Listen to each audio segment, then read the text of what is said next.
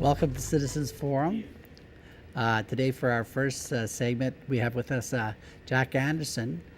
Jack is the owner of Green Plan. He's a sustainable planner and the designer of ecologically sustainable structures. So welcome to the show, Jack. Thank you very much. So when did you get started on this path, and what was the main reasons for you to get involved in green buildings?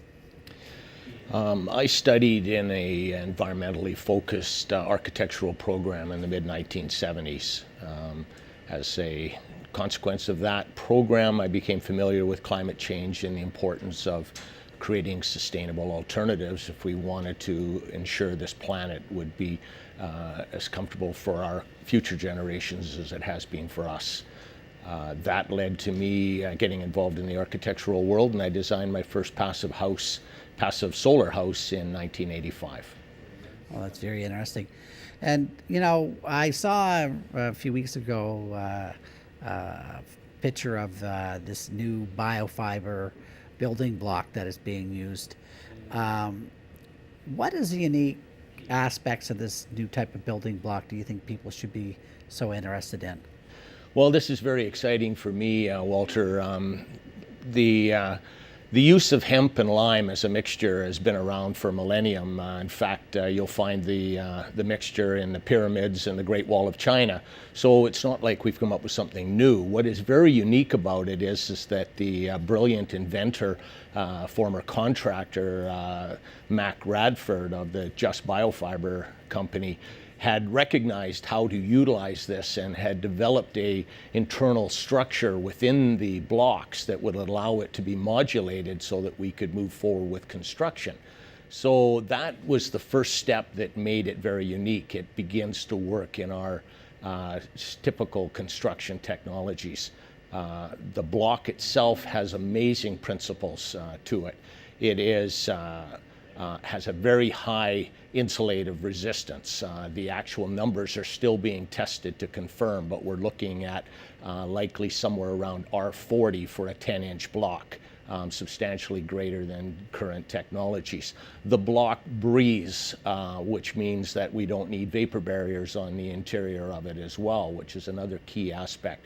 It is structurally stronger than concrete.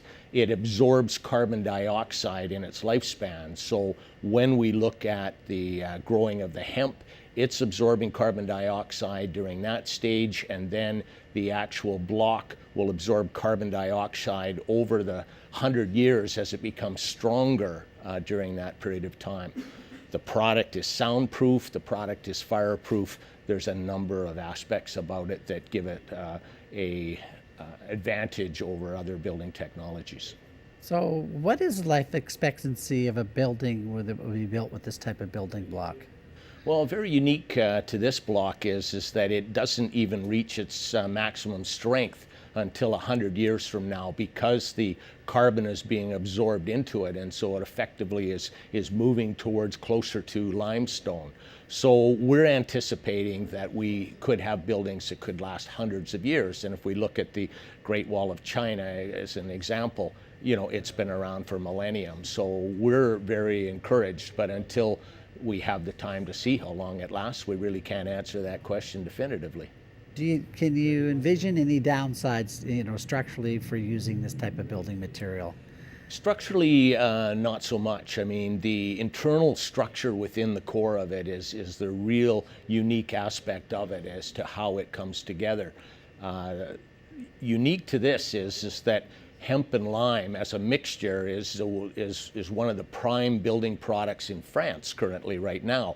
But that's done more like a cob or a straw bale in terms of just packing in the product. And so in this situation, with the internal structure, we can modulate it. It actually goes together like a Lego block, like kids' Lego, and it has amazing structural strength.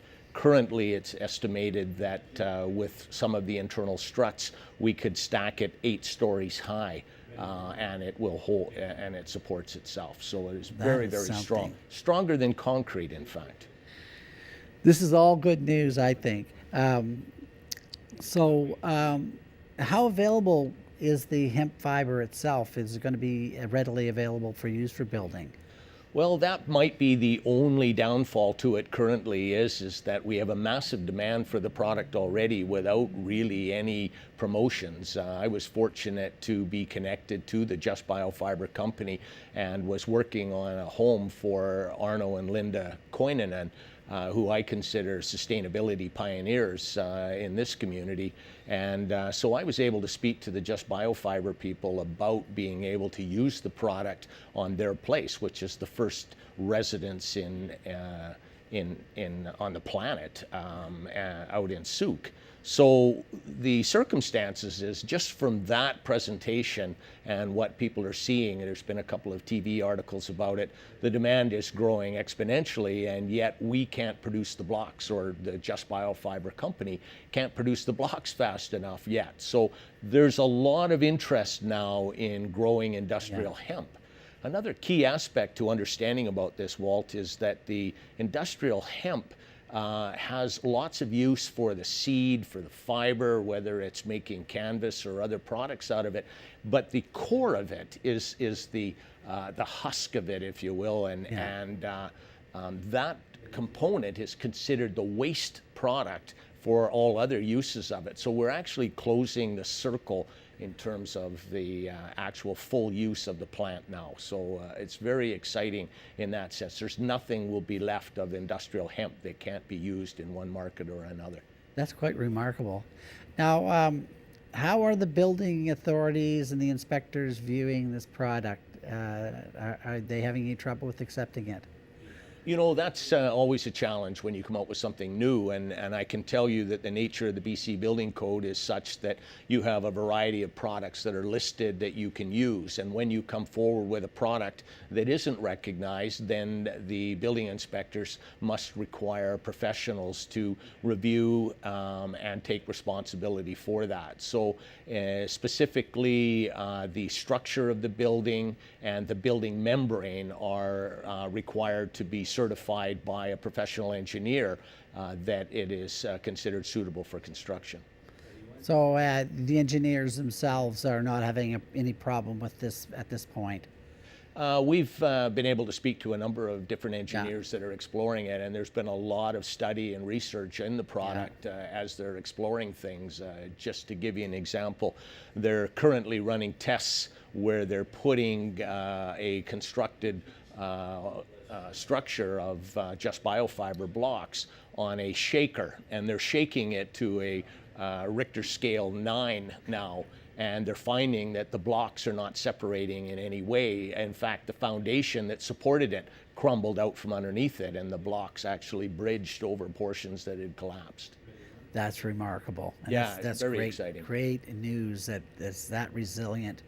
You know, I'm an electrician and I'm always interested in new materials, but I always wonder where are we going to put the wire in these building blocks? Well, the internal core of it has some holes that are drilled right through. It's actually part of the molds in which the block is made. And so we are actually running that as the conduit for electrical. And then we can cut in an electrical box at any location there. Likewise, we can also cut in with simple drill and or reciprocating saw, skill saws, etc. We can cut in our plumbing on the external wall. Because of the R value, we're not becoming less than the effective requirements of the BC Building Code for insulation. So once you have your systems installed, what's placed on the surfaces of the building block itself to finish the block? Well, it's very unique. As I mentioned earlier, the product breathes, and a critical component to that is the use of lime plaster. So we use a lime plaster on the inside, which has all kinds of opportunities for artistic expression. And there's some really neat things that you can find on the internet around eco walls and such. On the exterior, which is where we're concerned with the waterproofing of it, we use a lime stucco, and so the product will breathe, and it will breathe in a temperate environment, in an Arctic environment, in a desert environment, or in a rainy part of the world like we experience here. So it's very exciting on that front. So when you say a building is breathing, how much can you calculate how much air is exchanged, or how do you factor how much movement there is from the exterior to the interior, or vice There's versa? There's been some extensive hygrothermal testing of it that speak to that. There's a substantive report that is quite complex, and I would encourage people to check that out on the Just Biofiber website. The nature of it there is to quantify that. It would be beyond me to say, but it's exciting because it gives us some opportunities to explore different alternatives. We may not need to be considering using heat recovery ventilator inside because of the ability to breathe, and we don't have any concerns specifically with elements like mold, because the breathability and the combination of lime actually prohibits the mold from being a problem within the structure. So lime also is a very old building product used in construction. There was a tour of some homes, this home particularly in Souk. Do you think those folks will be offering any other tours of their home?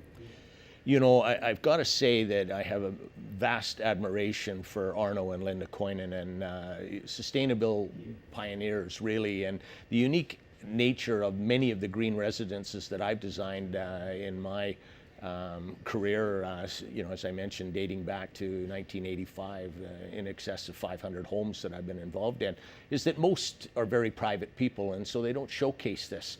But Arno and Linda are different, and Arno has been involved in the Electric Car Club here in Victoria for years, and it's very important to him when he spoke to me that he wanted to make sure that people could come, witness what their home was like, and to also be able to replicate that. That's the best way to change people's attitudes, is to show them the positive alternative. Oh, I really So believe there will that. be numerous opportunities, I anticipate, of various open houses that Arno will be prepared to showcase the technology, and he's already developed an amazing blog to talk about the construction of it. Yeah, I mean, that's so important to share the knowledge, and then people, when they see that something is achievable, I mean, they're much more likely to do it themselves. Those first few folks are very brave to break that ground, and to show that it actually is achievable. Now, one of the things that's always an issue, of course, is cost of putting a building up. Right. And these days, putting buildings up are getting more and more expensive. So how does this using the biofiber building block compare with, say, using a standard 2x6 wall system and insulation and all that? Well, that was where I expected to see some challenges, but the calculations that have been done on that is it's actually comparable to conventional building construction now, using standard 2x6 framing with extra insulation on the outside. But because you don't have vapor barriers, because with the waterproofing on the outside you don't have rain screen, etc., we're actually looking at it being possibly slightly less per square foot than it is to build with conventional 2x6 framing. Well, that's very interesting. So, as we're just going to wrap up for today, I want to thank you very much for coming in and sharing this with us. And we hope that this home is successful. And perhaps we'll have you on sometime in the future to look back at this project, and maybe you'll be bringing some future, innovations to us. Well, I thank you very much. I'm always happy to share my passion for sustainability, and hoping that others catch on to the importance of it for the sake of our future generations. Thank you. So that wraps up this segment of Citizens Forum. Welcome back. It's segment 2 of Citizens Forum. It's Wednesday, November the 22nd. I'd like to start by thanking the volunteer crew and Shaw staff that makes this program happen every 2 weeks. The guest in this segment is Eric Doherty, and we're going to be talking about a very important issue, which is transportation. Thanks for having me on, Jack. Thanks for coming on, Eric.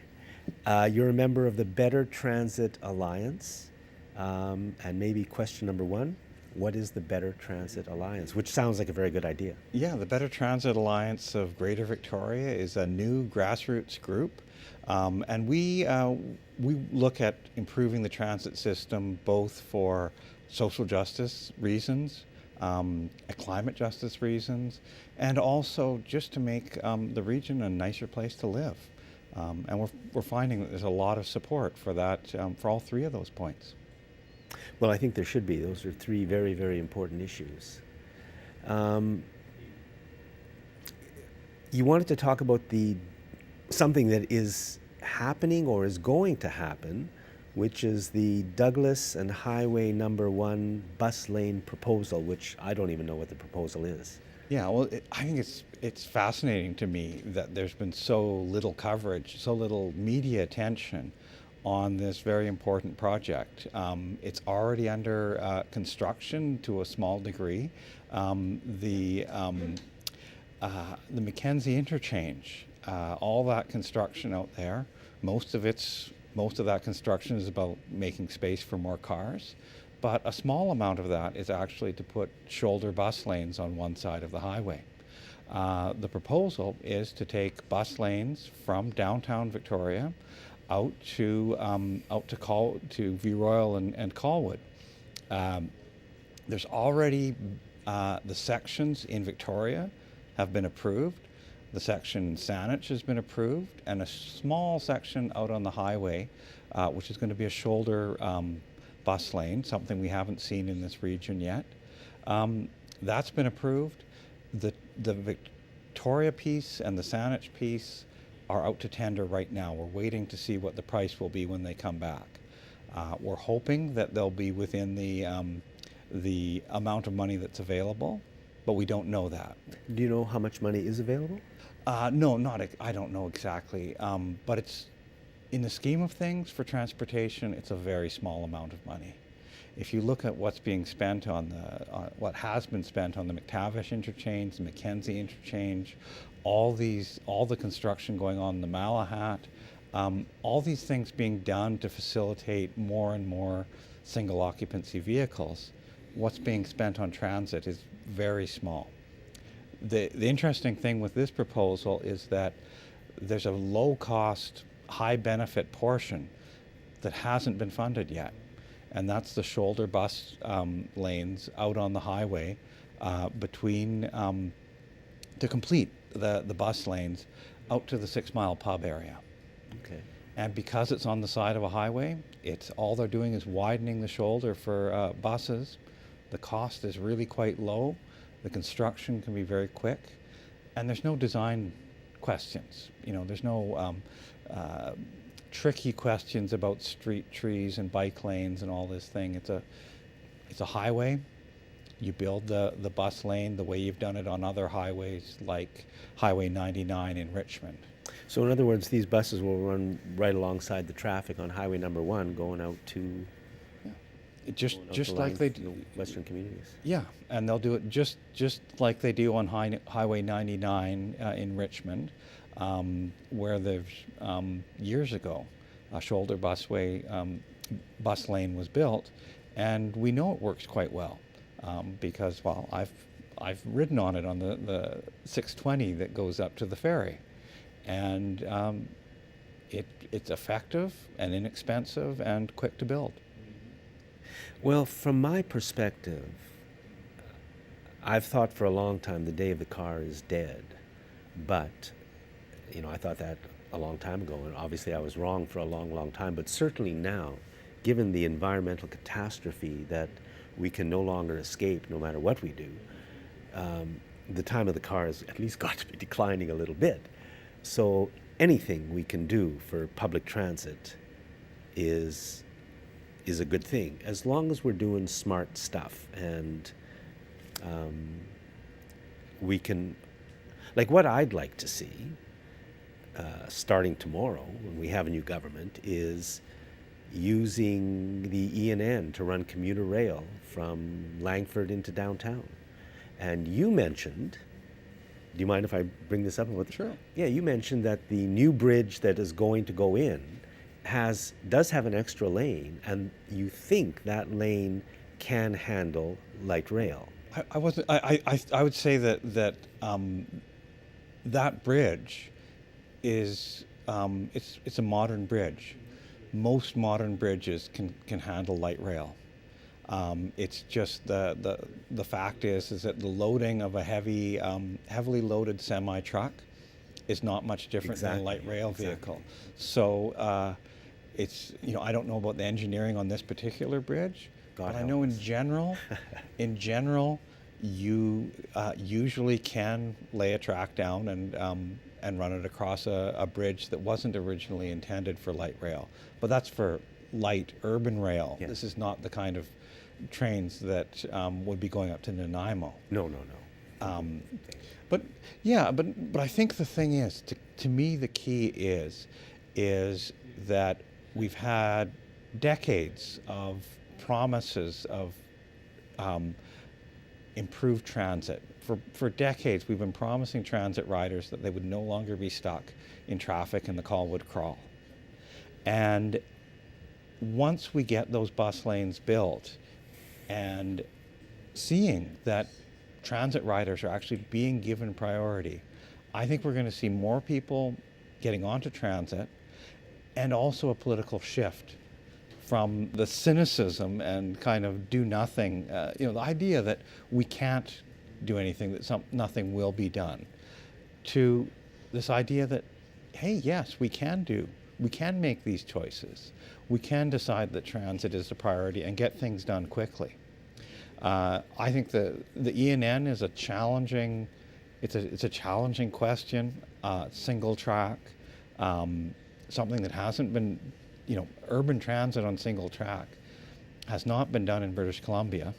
It's not something that, or not recently in British Columbia. I've heard it can be done fairly easily, but I could be wrong. But I think it can be done. It can be done, but it's not as easy as some people think it is to do well. Right. Ottawa has the O train, and they did an upgrade to it to increase the frequency, and it didn't work. It was still a good transit service, but it didn't work quite as well as what people thought it or hoped. Well, whatever, I think the impetus should be, as you just said, moving money away from roads and cars and burning oil, which we can no longer do, and into public transit. Yeah, and et cetera. And once we make that shift of money, things like the question of what do buses run on?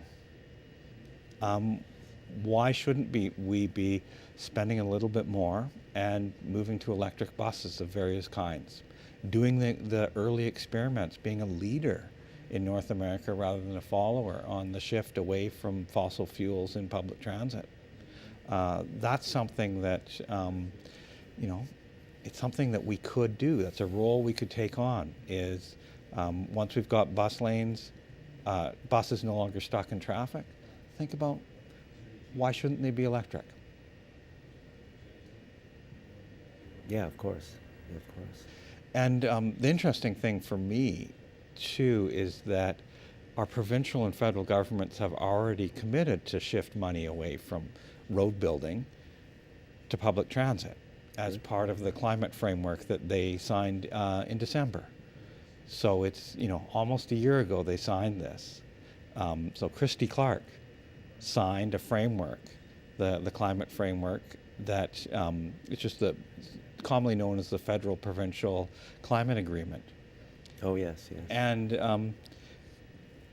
in the transportation section, it says that they commit to spend less money on things that increase climate pollution, like road building. Christy Clark signed that? She signed it. She may not not the same Christy Clark who was going to spend $4 billion on the Massey Bridge. Oh, yes. I mean, my God. I'm not saying that she read it. Really. But you see, the history in Canada of climate agreements is that politicians draft really quite good agreements. They sign them, and then they ignore them. It's only when people read the agreements and get active and push the politicians and say, you signed this. We agree with this. Let's do it. What are you doing to make this happen? And that's where I think we can get the real shift. We've got a green NDP government in place that's going to be very susceptible to that pressure. And also the federal government has shown that where municipal governments and regional districts are clear about what they don't want, the federal government often won't fund it. The prime example of that is the Massey Bridge to replace the Massey Tunnel. The regional district said they did not want that. The federal government refused to fund it. And going back a few years, the Port Mann Bridge, the same thing happened. The regional district voted against it. They voted to strongly oppose it. And the federal government refused to fund it. So it was all built with provincial money. It's all built with provincial money, very and interesting. I that really- left a bunch of federal money available for other transit projects in Metro Vancouver. Right, right. If there was a bus lane coming in, I think you said around 6 Mile Pub? That would be That's where the easy part starts. There's a bridge beyond that, and then it's urban, More View difficult. Royal, yeah, more difficult. From around there. Would there be like express buses coming off at different points to connect with I don't know where? Well, the thing is that that bus lane is actually well set up for a present bus network. Okay. There are some buses that branch off, for example, to go to the hospital. Yeah, something like that. Or maybe, well, they almost have express buses out to the university. Maybe they even do. Well, they have buses that, well, for example, that the number 50 is one of the busiest buses in the region. It just goes straight up and down the highway and then through Colwood to Langford. Eric, we're out of time. I really, really hope we start moving towards better public transit. If we don't, well, we have to. There's no question about it. Thank you, Eric. Thank you. And we're always looking for new members, so if your listeners are interested in getting involved, just check our website and get in contact. Please put the website up one more. There it is. Thank you very much for watching this segment of Citizens Forum. Thank you, Jack. Thank you, Eric. That was great. On a sunny afternoon on November 22nd, 1963, my grade 3 school teacher walked into the classroom and she dismissed the class. And she told us that the President of the United States, John Fitzgerald Kennedy, had been assassinated. And I went home and I turned on the TV like everybody else in North America did. And our stunned family watched those first images of that death, and we knew that our lives and our worldview was changed forever. So today we have with us Bo Filter. Bo is the author of The Causes of the Wars of Aggression, and Bo's also an expert on the Kennedy assassination.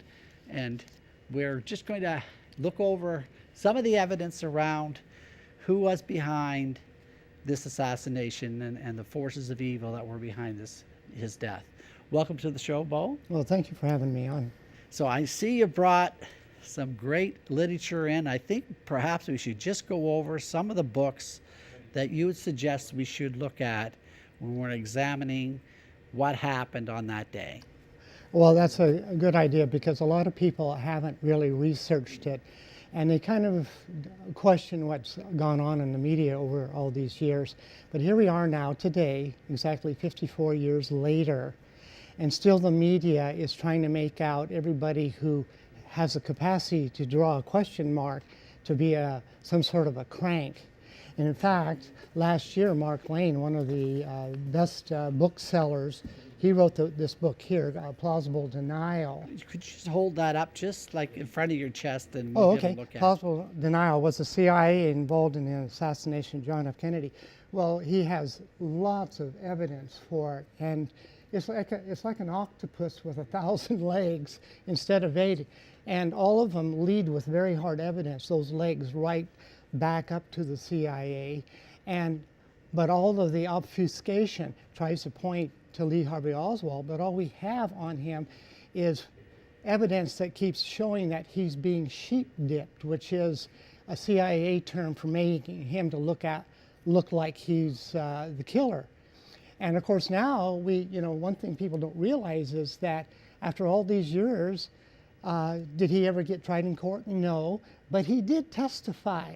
He testified when they were dragging him through the halls. That's right. And what did he say? What was his testimony? Do you remember? Yes. I'm just a patsy. patsy. That's his testimony. Then he's dead. Well, that's the end of that story because the media went to work immediately.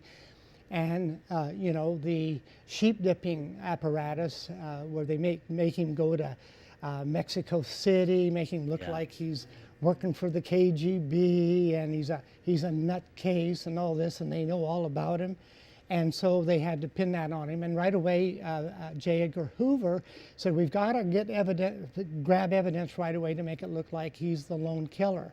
And then, of course, all the evidence is about all the different shots that were ringing out around there. In fact, Walter Cronkite was the first to announce that it sounds like 3 volleys of what sounded like semi-automatic rifle fire rang out in Dallas today.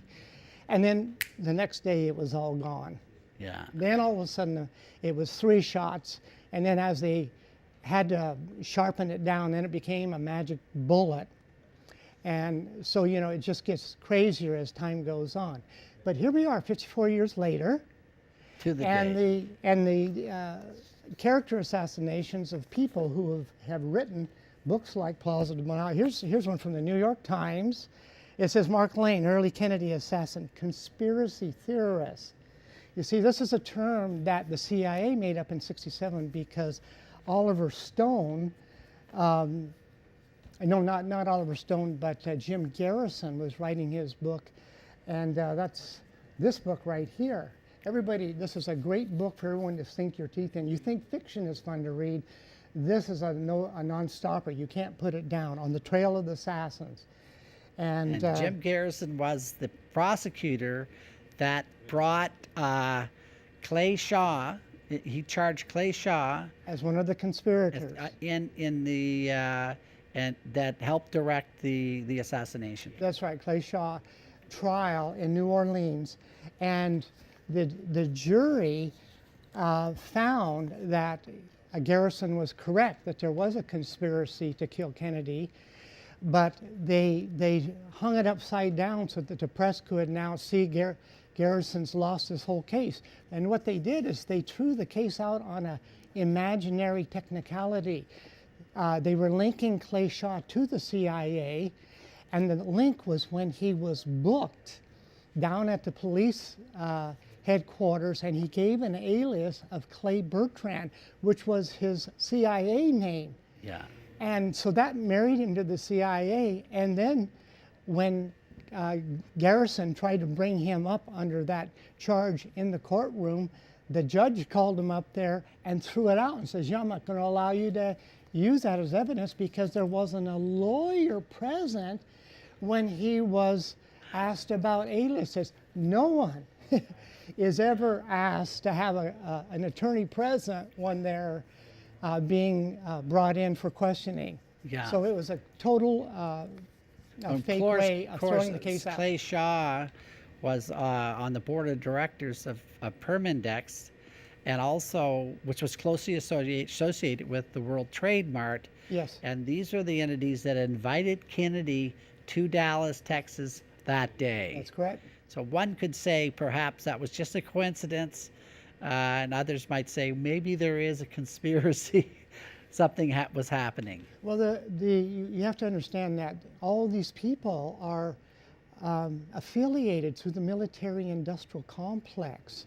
And John Kennedy was doing something that was going to end all of their careers. During World War II, a lot of people got really rich on World War II. They made arms like Henry Ford made arms for Hitler as well as the Allies, and he was a great hero after the war. And a lot of other people made fortunes too, and they weren't going to go home and start baking bread again after the fortunes they made in World War II. And Kennedy, he made it very clear in his NSAM, National Security Action Memorandum 263, that he was going to pull the first advisors out, 1,000 of them, by Christmas in 1963, and that he'd bring all the troops home by the end of 1965. That's the end of the party. For the Vietnam War. And they said, no, thank you. You're a dead man walking. Yeah. And so immediately when he was killed, Johnson's installed, and then Johnson immediately retracts 263 and writes 273, and it gives the CIA their war in Vietnam. Yeah. And not only that, 9 months later, what did we have? The Gulf of Tonkin resolution. Johnson sitting there, it's a ghost ship with ghost torpedoes. It was a lie that these torpedoes were launched against the USS Maddox in the Gulf of Tonkin, but he used it as a pretext to launch all-out bombings on North Vietnam. Yeah. So that's just kind of an introduction to the flipping of what they did after Kennedy was heading for a peaceful America. And then we slid into the last 50 years of perpetual war and perpetual aggression by the United States, perpetrated against dozens of countries around the globe, and they're still holding themselves up as being the bringers of democracy and freedom. Right. And then we're supposed to buy all that. Now I want you to see but got a couple other books here. I want you to show us those titles so we don't forget to show this. Well, I mentioned Plausible Denial, On the Trail of the Assassins, and then Jim Marr's book, which is really another one. It really details the assassination. And in there, for example, he'll tell you that 103 people, witnesses or people that knew intimately about the assassination, died under strange circumstances within the next 4 years afterwards. Some people were very close to the assassination. And there's so many details. I take notes on it as I go along, but the names that they tie into here is just remarkable. Yeah. And that's the reason I say there's 1,000 legs to this octopus, and it goes deep and wide, deep into the CIA. Yeah. But another one that's really important, I didn't bring a copy of it, is a book titled JFK, Vietnam, the CIA, and the Plot to Assassinate John F. Kennedy. And it's written by Colonel L. Fletcher Prouty. And that's a book that everybody should absolutely read, because he is not just an investigator. He's at the top. He works for Kennedy, and he works for he's working in the Pentagon, and he works with the Chief Joints of Staff. And he co-penned NSMA, the National Security Action Memorandum 263 of Kennedy to remove all the troops from Vietnam. And so he was right there on the scene. Now, what is really interesting about him is that he was always very involved in the protection of Kennedy. And 10 days before, he was sent to the South Pole on a diplomatic chore that he would never have been involved with. And he was sent there by Colonel Lansdale, who's been working for the CIA, who was pictured in Dallas that day. And he's one of the head mechanics of CIA secret operations, which the Frank Church Senate Committee findings during 1975 found that the CIA, up until that point from 1947 to 75, had already conducted 13,000 covert operations. And covert is an euphemism for illegal. They're Right. crimes. That's 13,000 crimes by 1975. Yeah. And the hit on Kennedy was just one of many. All in the name of national security. National security, yeah, and that takes me to what I like to dub now what I call the uniperspective. Yeah. The uniperspective, all of it is easy for the media to push their agenda because it comes down to 4 words: evil East, angelic West. Under that umbrella, everything is there. If you're in the media and you write outside the umbrella of those 4 words, you're going to find yourself on the street. And there's even a university in California that has a website dedicated to all of the journalists that get knocked off if they dare to go out from underneath this umbrella. It opens up a Pandora's box. And then we have That's right. one last book that you brought in, and I'm going to hold this one up. It's The Devil's Chessboard, written by David Talbot, and it's all about Allen Dulles and his cronies, who were many, and all the things that they were involved in. I think you said you might be able to read us a quote out of that. Well, I think I think it's very valuable to do that.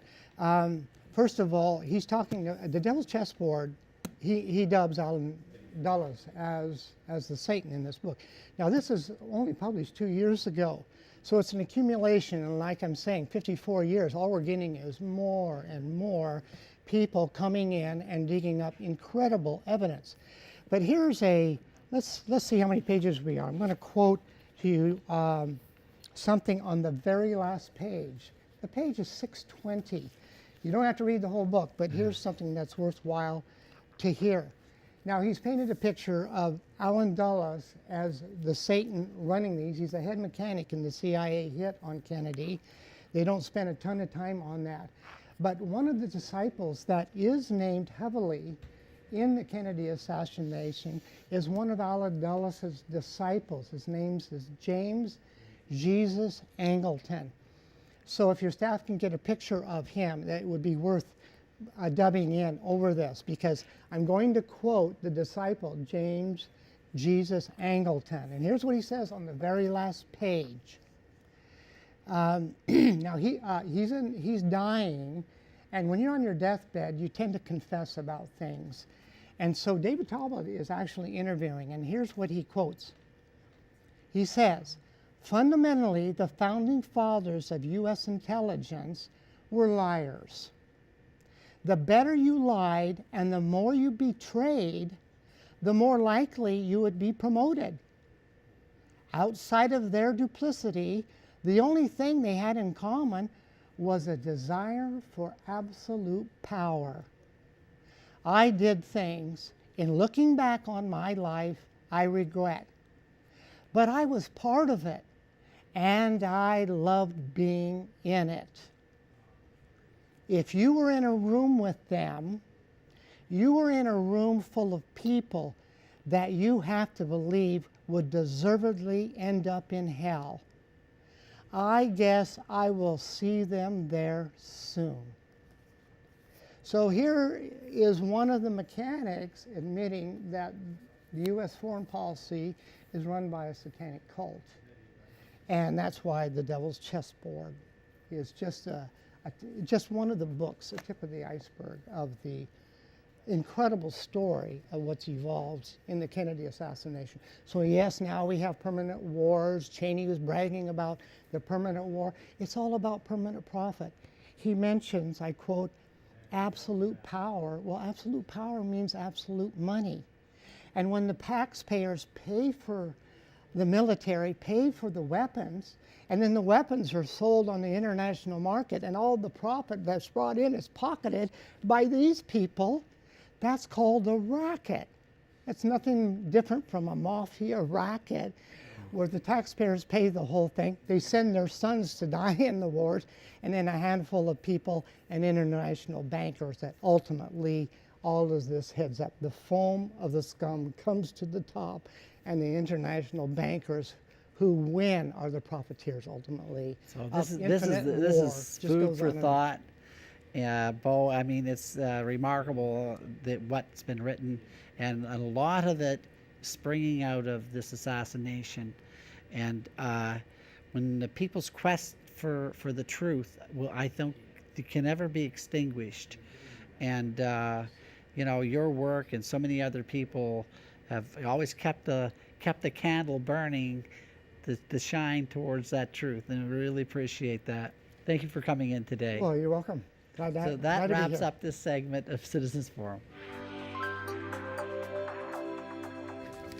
Welcome back to Citizens Forum. We're going to wrap up with the Walt and Jack show, and we just brought in a few clips from the local newspapers and the media talking about the things that are happening around the world. So what did you bring in for us today, Jack? Well, actually, the first one is something that never gets mentioned in the media. I don't know if it's been mentioned in the media anywhere in Canada. I don't think I've heard of it. But California is now, and not only now, California has been for many years using fracking wastewater to irrigate their food crops. And this is widespread in California.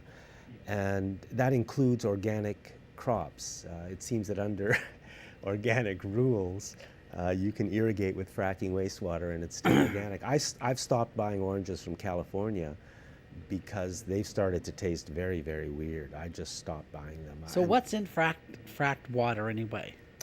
I don't know, a variety of poisons. I don't have the names of any of them.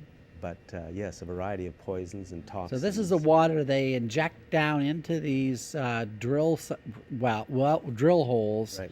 to lubricate the bits or to do whatever they're doing. No, the water is mixed with chemicals and then injected into under high pressure into the rock itself Okay. to fracture the rock, which is So why they it's put called that they put fracking. that fluid under pressure. Yeah, yeah. And then a lot of it comes back up, and they have to deal with it. The rest stays down there. They're poisoning massive amounts of water. And they're doing it in British Columbia too. Here's another story the media is not covering, is that around British Columbia, illegal dams have been found, set up by the oil and gas gang to capture water that they can use for fracking. These are, in some cases, fairly major dams with no permits, it seems, no nothing. applications. And the public isn't even told. These people are poisoning our water as fast as they can. I'm just waiting for the NDP to get elected. They'll stop it. Well, the NDP love liquid natural gas idea, They do. but they seem to have forgotten about how you get the gas, and that's through fracking. It seems like they have a little problem with their reasoning or their memory. So what else do you have, Jack? Yeah.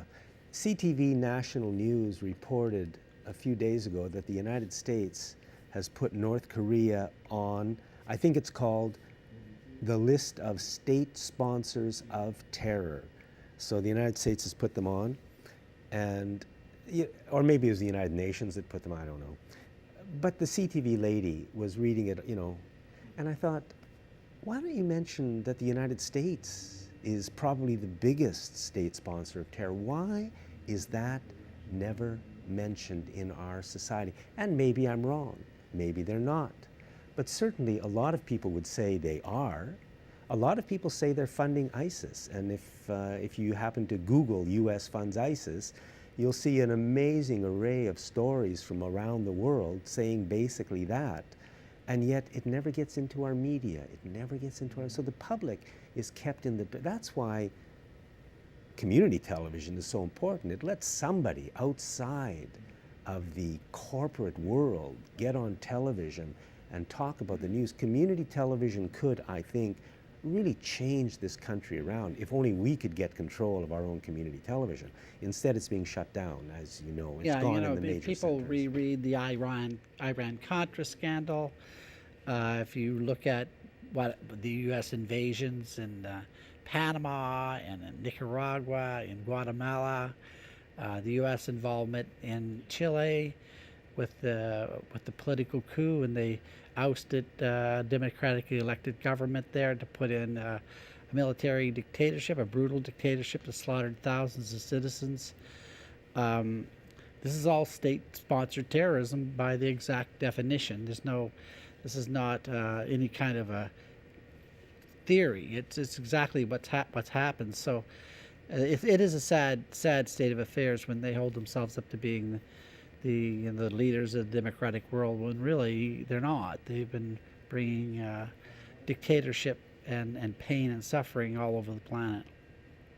Exactly. And I mean, the fact that that's always kept at a low, is always kept to the side because our media never talk about it. Yeah. And the politicians never talk about it. And I don't blame them, because if you're in the media and you start to talk about that, you're not going to be in the media tomorrow. You're not going to be in the mainstream media, that's for sure. And where else are you going to make a living, if you're working Yeah. there? We've got to build an independent media in our country. Site C, what's the NDP going to do? Boy, that's a tough one, Jack. Some people are saying the NDP are going to approve Site C. Yeah, it's sounding. And the argument, the economic argument for Site C dam is very, very flimsy.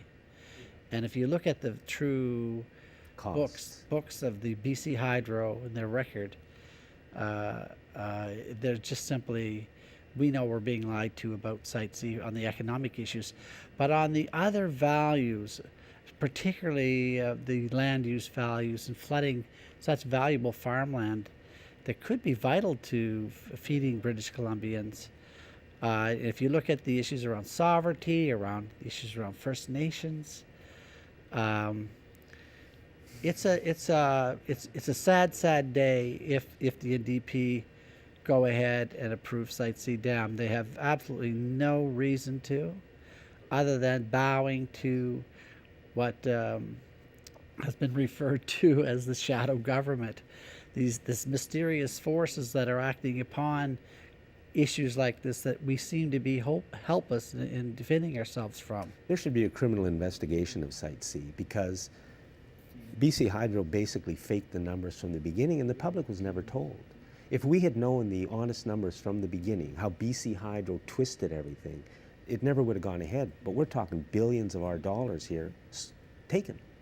Yeah, and unfortunately, the Green Party seemed to have negotiated a deal with the NDP, saying that if they went ahead with that dam, that wasn't going to be a deal breaker in their coalition. Yeah, I mean, why bother? Why bother? Because what are you going to get? Re-elect the Liberals? Why it's make hopeless. a deal? Why make a deal in any way? And particularly when the whole issue around the proportional representation referendum, and that's a very tricky thing that could happen to us, and very treacherous political ground we're in there. And if the Greens are just resting their laurels on that, they might have a sad day to wake up to in the future. But I think you and I both support proportional representation, yes? Oh, absolutely.